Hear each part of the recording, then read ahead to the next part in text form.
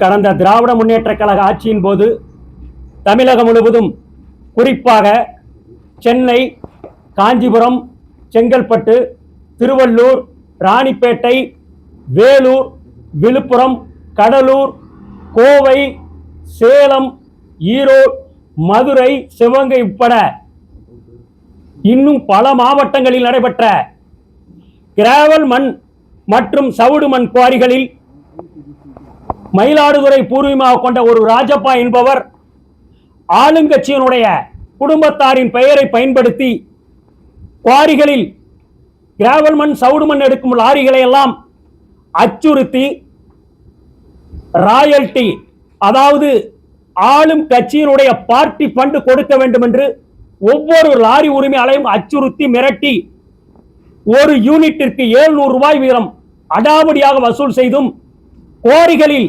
அனுமதிக்கப்பட்ட குவாரிகளும் அனுமதி பெறாத குவாரிகளிலும் அரசு புறம்போக்கு இடங்களிலும் ஆயிரக்கணக்கான லோடுகள் தினசரி அனுமதியின்றி வெட்டி எடுத்துள்ளார்கள். மேலும் லாரிகளில் அனுமதிக்கப்பட்ட அளவுக்கு மேல் ஒவ்வொரு லாரிகளிலும் ஏறத்தாழ 50 டன் வரை கிராவல் மண், சவுடு மண் அனுப்பி ஒரிஜினல் நடைச்சீட்டு, அதாவது டிரான்சிட் பாஸ் கொடுக்காமல் போலியான டிரான்சிட் பாஸ் கொடுத்து அதை பணம் கொடுத்து வாங்கி செல்லும் எங்களுடைய லாரிகள் எல்லாம் வழியில் காவல்துறையினர், வருவாய்த்துறையினர், போக்குவரத்துறையினர், கனிமவளத்துறையினர் வாகன சோதனை செய்து லாரியில் இருக்கின்ற குவாரி உரிமையாளர் கொடுத்த டிரான்சிட் பாஸ் நடைச்சீட்டு போலி, இது செல்லத்தக்கதல்ல, கனிமங்களை திருடி வருவீர்கள் என்று லாரி உரிமையாளர் ஓட்டுநர் மீது 303 Part 2 PNS ஆக்ட் மற்றும் 21 mining and minerals regulation actin கீழ் வழக்கு பதிவு செய்து சிறையில் எடுத்து கைது செய்யப்பட்டு வருகிறார்கள். அதாவது அவர்கள் எங்களிடம் பணத்தை பெற்றுக்கொண்டு முறையான நடைச்சீட்டு கொடுக்காமல் அரசை ஏமாற்றி எங்களுக்கு இது போன்ற போலியான நடைச்சீட்டு கொடுக்கிறார்கள். அவர்கள் மீது வழக்கு பதிவு செய்து நடவடிக்கை எடுக்க வேண்டி பல முறை ஆட்சியாளரிடமும் அதிகாரியிடம் கேட்டும், ஆனால் எங்கள் மீது மட்டுமே வழக்கு பதிவு செய்து நடவடிக்கை இருப்பதால் லாரிகளை இயக்குவதற்கு ஓட்டுநர் வர தயங்குகிறார்கள். மேலும் ஒரு பட்டா இடங்களில் கிராவல் மண்ணிற்கு அனுமதி பெற்றுக் கொண்டு அருகில் உள்ள நிலங்களில் அனுமதி இல்லாமல் மணலை எடுத்து கிராவலுக்கு கொடுக்கும் அனுமதி சீட்டை கொடுத்து லோடு செய்து அரசுக்கு தினசரி பல கோடிக்கணக்கான ரூபாய் வருவாய் இழப்பு ஏற்படுத்தி வந்துள்ளார். இந்த லாரி எல்லாம் அவங்க கொடுக்கிற தவறான பர்மிட்டால் வழக்கு பதிவு செய்யப்படுவதால் லாரி உரிமையாளர் ஓட்டுநர்கள் நீதிமன்றத்தில் பிணையத்தில் வெளியில் வருவதற்கும் அந்த லாரியை உயர்நீதிமன்றத்தில் வழக்கு தொடர்ந்து விடுவிப்பதற்கும் ஆகின்ற செலவு தொகையை பல நேரங்களில் அந்த ராஜப்பாவிடம் சண்டையிட்டு வாக்குவாதம் செய்துதான் சில நேரங்களில் மட்டும் பெற முடிந்தது. இது சம்பந்தமாக பல்வேறு தருணங்களில் அரசுடைய உயர் அதிகாரிகளுக்கு மனு கொடுத்தும் கடந்த ஆட்சியில் யாரும் செவிசாய்க்கவில்லை. ராஜப்பா என்பவர் முற்றிலும் ஆளுங்கட்சியினுடைய குடும்பத்தை சேர்ந்த ஆதரவோடு தான் நான் செய்கிறேன், என்னை என்றும் ஒன்றுமே செய்ய முடியாது என்கிறார். வேறு வழியில்லாமல் நாங்கள் அறவழி போராட்டம் நடத்தினோம், மனு கொடுத்தோம். மீறி நாங்கள் போராட்டத்தை அறிவித்தால் லாரியிலே இல்லாத சில நபர்களை சங்கம் என்ற பெயரில் லெட்டர் அடித்துக் கொடுத்து எங்களுக்கு எதிர்ப்பாக செயல்பட தூண்டிவிட்டார் கடந்த காலங்களில். மனவேதனை அடைந்தோம். இறுதியாக கடந்த 28/3/2026 அன்று மாண்புமிகு தமிழகத்தினுடைய மேதக ஆளுநர் அவர்களுக்கும் அன்றைய முதல்வருக்கும் தலைமைச் செயலாளருக்கும் கனிமவளத்துடைய இயக்குநருக்கும் அனைத்து மாவட்ட ஆட்சித்தலைவர்கள் அலுவலர்களுக்கும் இந்த கனிம முறைகேடு மீது நடவடிக்கை எடுக்க வேண்டும், முறைப்படி கனிமங்கள் வெட்டி எடுக்கப்பட வேண்டும், லாரியில் அனுமதிக்கப்பட்ட அளவே லோடு செய்யப்பட வேண்டும், எக்காரணத்தை கொண்டும் லாரியில் ராயல்டி என்று ராஜபானுடைய ஆட்கள் அடாவடியாக கட்சி நிதி பார்ட்டி ஃபண்ட் என்று வசூல் செய்யக்கூடாது, இந்த 700 ரூபாயை இதை தடை செய்யப்பட வேண்டும் என்று மனு கொடுத்திருந்தேன். எந்த ஒரு துறையிலிருந்து எனக்கு பதில் கூட வரவில்லை. மேதக ஆளுநருக்கு அனுப்பிய புகார் கடிதத்திற்கு மேல் கடந்த 11/6/2026 அன்று கனிமவளத்துடைய இயக்குநர் அலுவலகத்தில் எனக்கு ஒரு தபால் வந்துள்ளது. அதாவது இதுதான் நான் மேதக ஆளுநருக்கு 28/3 இந்த முறைகேடுகள் மீது நடவடிக்கை எடுக்க வேண்டிய அனுப்பிய புகார் மனு. அதற்கு பதிலாக கடந்த 11/6/2026 அன்று கனிம வளத்துறை இயக்குனர் மோகன் அவர்களிடமிருந்து எனக்கு ஒரு தபால் வந்துள்ளது. தாங்கள் ஆளுநருக்கு அனுப்பிய கடிதத்தின் மீது விசாரணை நடத்தி உரிய நடவடிக்கை எடுத்து அரசுக்கும் தங்களுக்கும் தெரிவிக்க வேண்டும் என்று ஆளுநர் அலுவலகத்திலிருந்து கடிதம் வரப்பெற்றுள்ளது. அதை அனைத்து மண்டலத்தினுடைய இணை இயக்குநர்களுக்கு விசாரணைக்கு அனுப்பப்பட்டுள்ளது என்பதை தகவல் எனக்கு தெரிவித்துள்ளார். இதை நாங்கள் ஏற்றுக்கொள்ளவில்லை. காரணம், கனிம வளத்துறையில் இருக்கின்ற கடநிலை ஊழியர் முதல் அனைத்து உயரதிகாரிகளும் இந்த முறைகேடுகளுக்கு ராஜப்பாவுக்கு உறுதுணையாக செயல்பட்டு வந்தார்கள். அவர்கள் மீதும் வழக்கு பதிவு செய்து நடவடிக்கை எடுக்கப்பட வேண்டும் என்றுதான் எங்களுடைய பிரதான கோரிக்கை.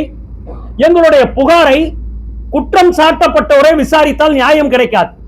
எனவே முறையாக எங்களுடைய புகாரின் மீது ஒரு ஓய்வு பெற்ற நீதிபதியோ அல்லது நேர்மையான சகாயம் போன்ற ஒரு IAS அதிகாரிகளோ தலைமையில் ஒரு குழு அமைக்கப்பட்டு அனைத்து கடந்த ஆட்சியில் நடைபெற்ற அனைத்து குவாரிகளையும் தலாய்வு செய்து விசாரணை நடத்தி அதில் அளவுக்கு அதிகமாக வெட்டியெடுக்கப்பட்ட கனிமங்களை கண்டறிந்து அளவீடு செய்து அதற்குண்டான அபராத தொகையும் முறைகேடுகளாக கனிமங்களை வெட்டி எடுத்து அரசுக்கு ஏறத்தாழ 1000 கோடி ரூபாய் வருவாய் இழப்பு ஏற்படுத்திய ராஜப்பா மீதும் முறைகேடுகளுக்கு நடவடிக்கை எடுக்காமல் உறுதுணையாக இருந்து செயல்பட்ட கனிம வளத்துறையுடைய உதவி இயக்குனர், துணை இயக்குனர், இணை இயக்குனர், இயக்குனர் உட்பட அனைத்து அலுவலர்கள் மீதும் வழக்கு பதிவு செய்தும் இதற்கெல்லாம் முற்றிலும் உறுதுணையாக இருந்த காரணகர்த்தா அன்றைய ஆட்சியில் கனிம வளத்துறையில் இருந்த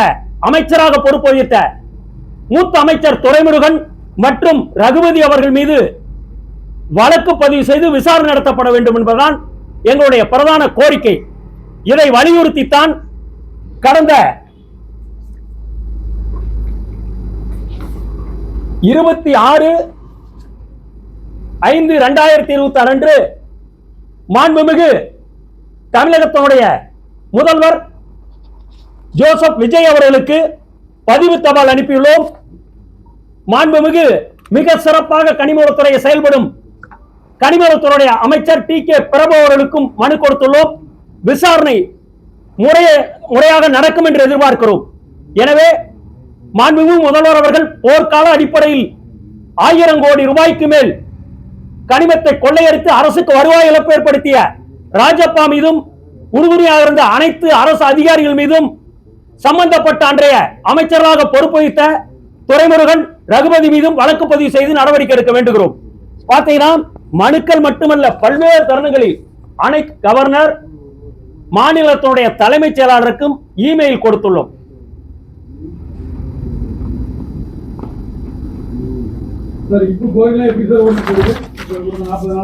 இன்று புதிதாக அரசு பொறுப்பேற்றவுடன் இதுவரை குவாரிகள் இயக்கப்படவில்லை. அரசு மணல் குவாரிகள் இயக்கப்பட வேண்டும், கிராவல் சவுடுமண் குவாரிகள் இயக்கப்பட வேண்டும் என்று கடந்த 11ஆம் தேதி அன்று சென்னையில் மாண்புமிகு கனிமவளத்துறை அமைச்சர் அவர்கள் எங்களுடன் சேர்ந்து ஆலோசனை கூட்டம் நடத்தியதில் எடுத்து கூறியுள்ளோம். பரிசீலிக்கப்படும் என்று தெரிவித்துள்ளார்.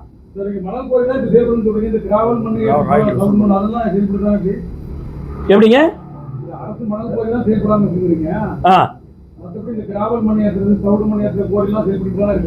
பல்வேறு முறைகேடுகள் நடைபெற்றதால் புதிதாக ஏற்பட்டுள்ள அரசு அதிகாரியுடன் ஆலோசித்து வருகிறார்கள். ஆலோசித்து எப்படி ஊழலற்ற நேர்மையாக பயனாளிகளுக்கு குறைந்த வரையில் கிராவல் மண், சவுடு மண், ஆற்று மணல் கிடைப்பதற்கான நடவடிக்கையில் ஈடுபட்டுள்ளதாக தெரிவித்துள்ளார்கள். வெகு விரைவில் குவாரிகள் திறக்கப்படும் என்று எதிர்பார்க்கிறோம். தமிழ்நாடு உள்ள எவ்வளவு குவாரி இருக்கு, இதுல வந்து எவ்வளவு பேர் எவ்வளவு ஆளா வெட்டி எடுத்திருக்காங்க, எத்தனை லட்சம், இது எவ்வளவு மொத்த எவ்வளவு மதிப்பு, இழப்பீடு எவ்வளவு இருக்கு? நல்ல கேள்வி. ஒரு உதாரணத்துக்கு சொன்னீங்கன்னா, எப்பவுமே தமிழ்நாட்டிலே கனிம கொள்ளை அதிகம் நடக்கிறது கரூர் மாவட்டம். ஏன்னா அங்க மாண்புமிகு முன்னாள் அமைச்சர் செந்தில் பாலாஜி இருக்கிறார். அவருடைய ஆசையோட தான் நல்லா நடக்குது. இப்ப பாத்தீங்கன்னா கிராவலை பொறுத்த வரைக்கும் நாங்க தகவல் உரிமை சட்டத்தில் கேட்டிருக்கோம். ஒவ்வொரு மாவட்டத்துக்கும் கரூர் மாவட்டத்தில் கேட்டீங்கன்னா நான் வந்து எத்தனை குவாரிகளுக்கு, அதாவது கிராவல் குவாரிகளுக்கு அனுமதி வழங்கப்பட்டுள்ளது கனிமவளத்துறைக்கு தகவல் உரிமை சட்டத்தில் மனு செய்திருந்தேன். 2 குவாரிகளுக்கு மட்டும் அனுமதி கொடுத்துள்ளதாக தெரிவித்துள்ளார்கள். ஆனால் ஏறத்தாழ 120க்கும் மேற்பட்ட குவாரிகள் அனுமதி இல்லாமல் இயங்கி வருகின்றன. தினசரி ஆயிரக்கணக்கான லாரிகளில் கரூரில் மற்றும் அனுமதிக்கப்பட்ட அளவுக்கு மேல் அனுமதி பெறாத இடங்களிலும் கிராவல் மண் சவுடு மண் வெட்டி எடுத்துள்ளார்கள். இதான் குறிப்பா சொன்னீங்கன்னா கரூர்ல மட்டுமே ஒரு 100 கோடி ரூபாய் இந்த கனிம கொள்ளை நடைபெற்றிருக்கிறது. அது தமிழ்நாட்டில் ஒட்டுமொத்த எத்தனை குவாரி கொடுத்த இதுவரைக்கும் எங்களுக்கு தகவல் உரிமை சட்டத்தில் பதில் சொல்லவே இல்லை. கேட்டா இது தடை செய்யப்பட்டுள்ளதுன்றாங்க. ஏன்னா சொன்ன உண்மை தெரிஞ்சு போயிருமே. தோராயமா பாத்தீங்கன்னா தமிழ்நாட்டில் பாத்தீங்கன்னா ஒட்டு மொத்தமாவே ஒரு 100 to 120 குவாரிக்கு அனுமதி கொடுத்திருக்கலாம். இது நான் சொல்ற கிராவல் சவுட்.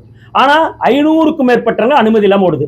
இது மட்டுமல்ல, ஜல்லி கிரஷர் எம்சாண்ட் தயாரிக்கலாங்கல்ல, கிரஷர் குவாரி எல்லாம் பாத்தீங்கன்னா கடந்த ஆட்சியில ரினியூலுக்கு போனீங்கன்னா கல்குவாரி கிரஷர் உரிமையாளரிடம் 10 லட்சம் ரூபாய் பார்ட்டி ஃபண்ட் என்று வசூல் செய்கிறார்கள். ஏன்னா இன்னைக்கு கல்குவாரி கிரஷர் உரிமையாளர் வெளியில் சொல்ல பயப்படுகிறார்கள். இப்ப நாங்களே பாருங்க, இப்ப நீங்க நினைக்கலாம், அதாவது இன்று மட்டும் இல்ல, ஜூலை மாசம் அனைத்து அதிகாரிகளுக்கும் இந்த முறைகேடுகள் மீது நடவடிக்கை எடுக்க வேண்டியும் எல்லா தருணங்களிலும் நாங்கள் புகார் கொடுத்திருக்கோம். இந்த ராயல்டி பார்ட்டி ஃபண்ட் வசூல் தடை செய்யப்பட வேண்டும் என்று அனைத்து அதிகாரிகளுக்கும் பதிவு தபால் அனுப்பியுள்ளோம். இன்னும் சொல்ல போனால் இந்த ராஜப்பா தரப்பிலிருந்து பல முறை எங்களுக்கெல்லாம் கொலை மிரட்டல் கூட வந்துள்ளது. மாண்புமிகு முதல்வர் நேர்மையாக வெளிப்படைத்தன்மை ஊழலற்ற ஆட்சி நடத்துவார் என்று எதிர்பார்க்கிறோம். அவர் சொன்னதை செயல்படுவார். அவர் வந்த பிறகுதான் இந்த கனிம வளத்துறை கட்டுப்படுத்துள்ளது. எனவே முதல்வர் எங்களுக்கெல்லாம் உரிய பாதுகாப்பு கொடுத்து எங்களை அழைத்து கேட்டால் 5 ஆண்டு காலத்தில் தமிழகத்தில் எத்தனை கனிம வளங்கள் சூறையாடப்பட்டுள்ளது, எவ்வளவு மொத்தம் சுரண்டப்பட்டுள்ளது என்பதை தெளிவாக எடுத்துக்கூற கடமைப்பட்டுள்ளோம். கடந்த காலத்தில் நீங்க எந்த கம்ப்ளைண்டே வாங்க இருக்கிறாங்களே, புகார்னு கொடுக்க போனா வாங்க இருக்கிற ராஜப்பா பேரை பார்த்தா பயப்படுறாங்களே. ஒரு சாம்பிளுக்கா நீ கேட்டதுக்காக சொல்லிடுறோம். கடந்த வருடம் லாலாப்பேட்டையில் ஒரு கிரஷர் ஓனர் கந்தசாமி என்பவர் கரூர் இருந்து கிரஷர்ல லாரியில அனுமதிக்கப்பட்ட அளவுக்கு மேல் எம்சாண்ட் ஏத்திக்கிட்டு 2 லாரி, அவர்களுடைய லாரி முருகா நேம் வருது. அந்த லாரியில டிரான்சிட் பாஸே இல்ல. எங்களுடைய சம்மேளனத்தினுடைய தலைவர் ரவிக்குமார் தலைமையில் கேள்விப்பட்டு 20 லாரி உரிமையாளர் லாலாப்பேட்டையில் ரோட்ல அந்த லாரியை நிறுத்தி டிரான்சிட் பாஸ் இருக்குதான்னு கேட்கிறாங்க. இல்லை என்று சொல்கிறார். உடனே காவல் நிலையத்துக்கு தகவல் கொடுத்து அந்த லாரியை காவல்துறையை எடுத்து செல்கிறார்கள். கனிம வளத்துறை உதவி இயக்குனர் புகார் கொடுக்க அழைத்தால் 1 மணி நேரம் 2 மணி நேரம் தாமதமாகிறார். எனக்கு தகவல் செய்து இரவு 8 மணிக்கு செல்கிறோம். காவல் நிலையத்தில் வாக்குவாதம், எஃப்ஐஆர் போட மாட்டேன்றாங்க. இறுதியாக ஒரு செந்தில் குமார் என்ற டிஎஸ்பி வர்றப்ப வஜ்ரா வாகனத்தோட வரார். அங்கிருந்து பாத்தீங்கன்னா எனக்கு வேறு தொலைபேசியில் இருந்து செந்தில் பாலாஜியினுடைய பினாமியா இருக்கக்கூடிய சங்கரானந்த், இதெல்லாம் வேறொரு மேலெடுத்த பிரச்சனை, இந்த வண்டி மீது புகார் கொடுக்க வேண்டாம், வாபஸ் பெற்றுக் கொள்ளுங்கள், இல்லை என்றால் உங்கள் மீது வழக்கு போடும் என்ன மிரட்டார். எதை பத்தியும் கவலை இல்லை. காவல் நிலையத்தை போராடினோம். அந்த செய்தி காவல் நிலையத்தில் வழக்கு போட்டா தான் உட்கார்ந்து இருந்தோம். பாலிமர் தொலைக்காட்சியில் மிக தெளிவாக வெளிப்படுத்தினார்கள். காவல் ஆய்வாளரிடம் நாங்கள் வாக்குவாதம் செய்தேன். ஆனால் இறுதியில் காவல் நிலையத்தில் உட்கார்ந்து தர்ணா செய்தாக எங்கள் மீது 11 பேர் மீது ஒரு வழக்கும் 164/2025, அதே மாதிரி 164/65 இன்னொன்னு சிலராஜாமணி தலைமையில் பொது அமைதிக்கு பங்கம் கொடுத்தா செயல்பட்ட எங்களை எல்லாம் கைது செய்து இரவு அதிகாலை 2 மணி வரை மண்டபத்தில் தங்க வைத்து விடுதலை செய்தார்கள். அந்த 2 லாரியும் விடுவித்து விட்டார்கள். இவர்கள் எடுத்து என்ன புகார் கொடுத்து நாங்கள் செய்ய முடியும்? ஆட்சியாளருக்கு தெரிந்தே நடக்குது. பார்ட்டி ஃபண்ட் மேலெடுத்து கொடுக்கிறேன்னே சொல்றான். அப்புறம் நாங்க எப்படி போய் பண்ண முடியும்? இப்ப இன்னைக்கு இருக்கிற மாண்புமிகு முதல்வர் ஜோசப் விஜய் மாதிரி புகார் தெரிவித்தால் லஞ்சமாக தெரியப்படுத்தினா 1 லட்சம் ரூபாய் கொடுக்கின்ற தைரியமா சொல்றாங்க. இன்னைக்கு நானே இவ்வளவு தைரியமா சொல்றேன், இந்த ஆட்சி எனக்கு பொறுப்பாக இருக்கும், முதல்வர் எனக்கு பாதுகாப்பா இருப்பான்ற தைரியத்தை தான் சொல்றேன். பார்ட்டி ஃபண்ட் என்பது இது எவிடன்ஸ், எந்த ரெசிப்ட் எதுவும் கிடையாது. குவாரி ஓடுதுன்னு வச்சுக்கோங்க, ஒரு குவாரிக்கு போறோம், அங்க போனீங்கன்னா கிராவல் குவாரியில ஒரு லோடுக்கு 2000 ரூபாய் வாங்குறான். அந்த கிராவல் குவாரியுமே அன்னைக்கு காலகட்டத்தில் வாய்மொழி உத்தரவு, யாருக்கு ராஜப்பா சொல்றாலும் அவங்களுக்கு தான் லைசன்ஸ், அந்த குவாரி ஓனருக்கு. அங்க 2000 ரூபாய் கொடுத்துட்டு நீ வாங்கணும். இப்ப டிரான்சிட் பாஸ் எப்படி கொடுக்குறாங்க தெரியுமா? இங்க பாருங்க, இதுதான் டிரான்சிட். இது எல்லாமே போலியான டிரான்சிட், ஆன்லைன் டிரான்சிட் பாஸே போலி. இதெல்லாம் இந்த போலியா கொடுத்து வழக்குல பதிவு வந்த டிரான்சிட் பாஸ் உங்களுக்கு காட்டுற ஒரு சாம்பிளுக்கு. இதான் நடைச்சீட்டுன்றது, கனிமங்களை எடுத்துட்டு போறப்ப. இதெல்லாம் பேக். இப்ப லாரி டிரைவர்களுக்கு இது ஒரிஜினலா எதுவும் தெரியுமா சொல்லுங்க. குவாரியில் கொடுக்குறான், வாங்கிக்கிறோம். இப்ப நீங்க கேட்ட கேள்வி, அங்க ராஜாப்பாவுடைய ஆட்கள் ஒவ்வொரு குவாரியிலும் இருக்கிறார்கள். அவங்க கிட்ட லோடு எடுத்துக்கிட்டு வெளியில் வர்றப்ப ஒரு யூனிட்டுக்கு 700 ரூபாய் ராயல்ட்டிங்கிற. ஏன்னா இது பார்ட்டி ஃபண்டு மேல போகுது அப்படிங்கிற. நாங்க நீங்க சொல்லலாம் வேற வழி இல்லை, எடுத்து கொடுத்தா தான் லோடு கொடுக்குறான். குவாரி அவங்க கட்டுப்பாட்டில் இருக்குது, அரசாங்கம் அவங்க கட்டுப்பாட்டில் இருக்குது. வேற வழி இல்லாம நாங்க லாரிக்கு வாங்கிய தவணையை கட்ட வேண்டும், எங்க குடும்பத்தை நடத்த வேண்டும், எங்களுடைய குழந்தைகளை படிக்க வைக்க வேண்டும். லாரிக்கு வாங்கின மாத தவணை இஎம்ஐ செலுத்த வேண்டும். வேறு வழி இல்லாமல் இவ்வளவு அராஜ்யத்தையும் பெற்று வந்தாலும் வழியில் கனிமங்களை திருடி செல்வதா எங்கள் மீது வழக்கு போடுறாங்க. அமைச்சர் அப்ப ரகுபதி கிட்ட சொன்னோம், நாங்க ஒட்டுமொத்தமா பாய்காட் பண்ணோம். 2025 நாங்க வேலை நிறுத்த அறிவிச்சார். நாங்க அறிவிச்சப்ப கூப்பிட்டு பேசினார், என்ன குறையினார், இந்த மாதிரி முறையா டிரான்சிட் பாஸ் கொடுக்கணும், ஓவர்லோடு ஏற்றிடக்கூடாது, லாரியில் அனுமதிக்கப்பட்ட அளவை ஏற்றணும், ஒரிஜினல் டிரான்சிட் பாஸ் கொடுக்கணுமா, கொடுக்காத குவாரி உரிமையாளர் வழக்கு பதிவு செய்யணுமா. அவர் ஓகே நான் அதை சொல்றேன். ஆனா இதுவரை எந்த ஒரு குவாரி உரிமையாளரும் வழக்கு பதிவு செய்யவில்லை. காரணம், மாதந்தோறும் பார்ட்டி ஃபண்ட் என்று கல்குவாரி கிரசர் உரிமையாளர்கள் அரசுக்கு வேண்டிய தொகையை செலுத்தி வருகிறார்கள். நாங்க எங்கிருந்து கொடுக்க முடியும்?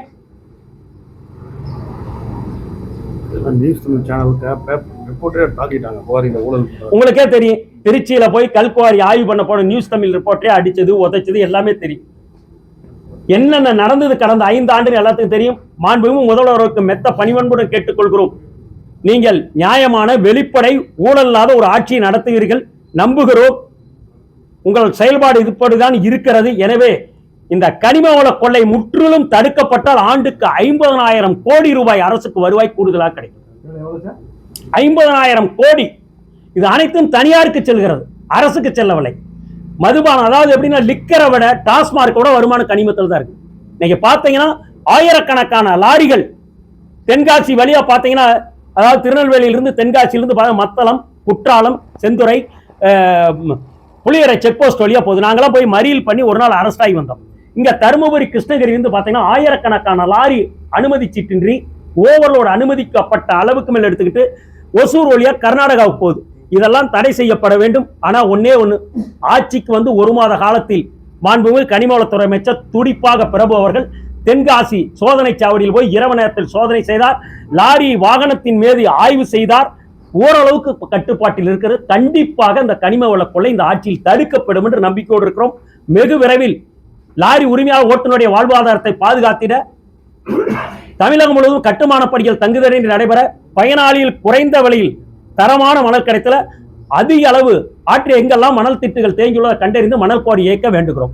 இந்த பார்ட்டி ஃபண்ட் என்பது முழுவதும் தடை செய்யப்பட வேண்டிய ஒன்று. ராஜப்பா, அன்றைய கனிமவளத்துறை அமைச்சர் பொறுப்பு வகித்த துரைமுருகன் மற்றும் ரகுபதி அவர்கள் மீது வழக்கு பதிவு செய்து நடவடிக்கை எடுக்க வேண்டுகிறோம். சார், இப்போ வண்டல் மண் பல ஏரிகள் வந்து கிராவல் மீது அள்ளியிருக்காங்க. இந்த ஆட்சியில் அது நடக்குது.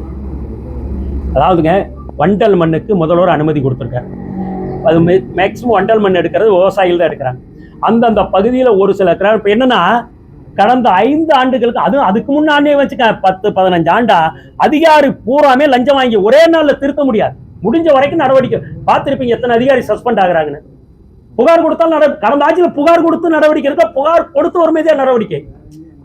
நாங்க இந்த கொள்ளையை தடுனா ஒரு லெட்டர் பேட் அடிச்சு கொடுத்து இன்னொருத்தனை கூப்பிட்டு எங்க மேல குறை சொல்லி பேட்டி கொடுக்க வைக்கிறாங்க. அதுவும் சேனல்ல வருது. இது இந்த சூழ்நிலை எத்தனை பேர் வந்து போராட முடியும் அரசை எடுத்து?